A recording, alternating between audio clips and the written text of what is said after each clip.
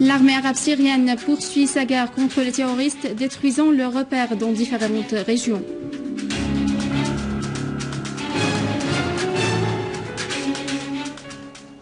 Le patriarche Ephraim II appelle à trouver une solution pacifique de la crise en Syrie. Les forces irakiennes poursuivent leurs opérations contre Daesh, pilonnant leurs repères à Jafr al-Sakhr.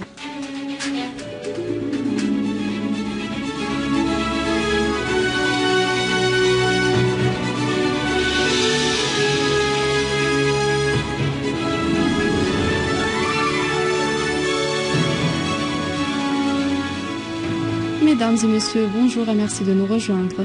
Des unités de l'armée et des forces armées ont contrôlé complètement, en coopération avec les forces de la défense nationale, la localité de Halfaya et sa périphérie.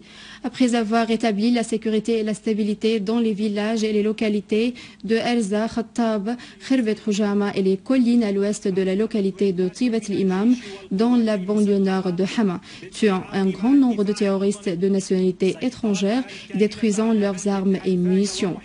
Le commandement général de l'armée des forces armées a affirmé que cette réalisation est le fruit d'une série d'opérations spécifiques menées par l'armée arabe syrienne contre les groupes terroristes.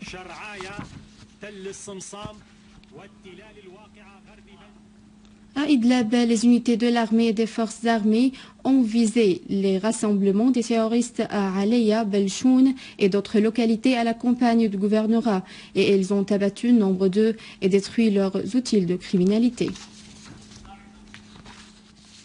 À Deir Zor, des unités de l'armée et des forces armées ont détruit des repères des terroristes de l'État islamique en Irak et au Levant, dans les quartiers de Houaïqa et Rachidia, tuant et blessant nombre d'eux, dont certains étaient de nationalité étrangère. Parmi les terroristes tués, le Tunisien Abu Ubaïda al-Tunisi et Safwan al-Hajj Ibrahim. Toujours à Deir Zor, des unités de l'armée ont aussi détruit 2 véhicules de terroristes dotés de mitrailleuses lourdes et tué les terroristes qui étaient à bord.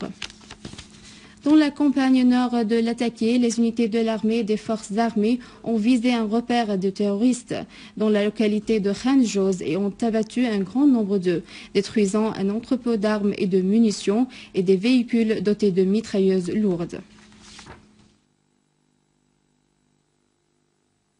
Dans la campagne de Konaitira, les unités de l'armée ont abattu et blessé des terroristes et ont détruit leurs repères en Batina et Bir el-Ajam. Et dans la campagne de Damas, les unités de l'armée et des forces armées ont exécuté une série d'opérations au cours desquelles elles ont éliminé nombre de terroristes, dont certains sont des mercenaires étrangers de nationalité saoudienne, libyenne et palestinienne et appartenant aux 2 organisations terroristes de Liwa al-Islam et Liwa Usoud al-Ghouta à Doukhania, Joubar la Ghouta Est et les monts de Qalamoun. Dans la banlieue de Daraa, des unités de l'armée et des forces armées ont éliminé nombre de terroristes, blessé d'autres et détruit leurs repères à Tal al-Alaqiya. À Homs, les unités de l'armée ont visé des repères des terroristes au quartier de Wa'ar et ont déjoué une tentative d'infiltration du côté du pont Al-Khrab vers les fermes dans le quartier et ont éliminé nombre d'eux. D'autres unités ont éliminé des terroristes et ont blessé d'autres dans des séries d'opérations dans le village Al-Farhanieh et ont détruit 3 véhicules avec tous les terroristes qui étaient à bord.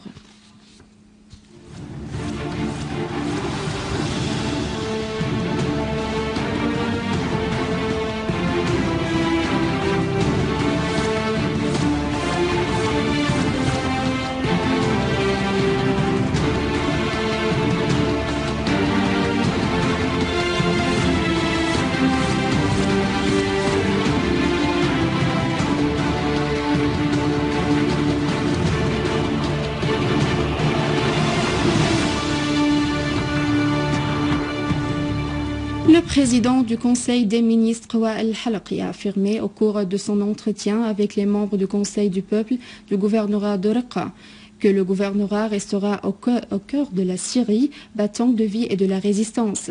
Raqqa retournera bientôt au giron de la Syrie grâce à la cohésion du peuple et de l'armée et leur détermination à vaincre les groupes terroristes afin de rétablir la sécurité et la stabilité à chaque pouce de notre chère patrie, a-t-il affirmé. Le patriarche Ignatius Ephrem II, patriarche d'Antioche et de tout l'Orient, et chef suprême de l'Église syriaque orthodoxe dans le monde, a réitéré son appel à parvenir à une solution pacifique de la crise en Syrie. Lors de sa rencontre avec le président américain Barack Obama à la Maison-Blanche, le patriarche Ephrem II lui a demandé d'octroyer toute aide possible pour mettre en liberté les deux archevêques enlevés à Alep, Boulas Yazji et Yohanna Ibrahim. Le patriarche Ephrem II a de même appelé à assurer une protection internationale pour les chrétiens de Ninawa en Irak. Et en Irak, les forces armées irakiennes poursuivent leurs opérations réussies pour expulser l'organisation terroriste de Daesh des régions dans lesquelles elle se trouve, où elles ont réussi à abattre 19 combattants de Daesh dans un pilonnage qui a détruit 2 véhicules et un centre de commandement de l'organisation au nord du gouvernorat.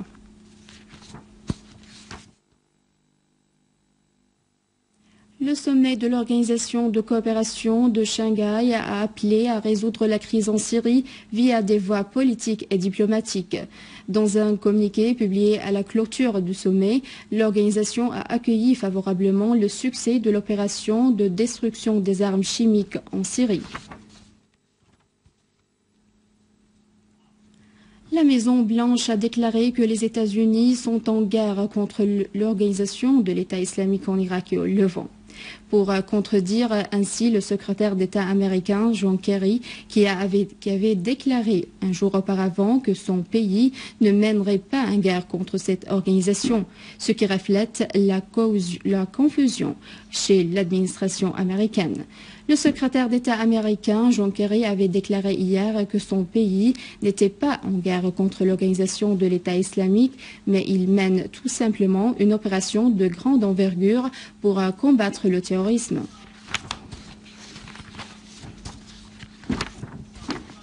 Et à la fin de ce journal, je vous rappelle les principaux titres.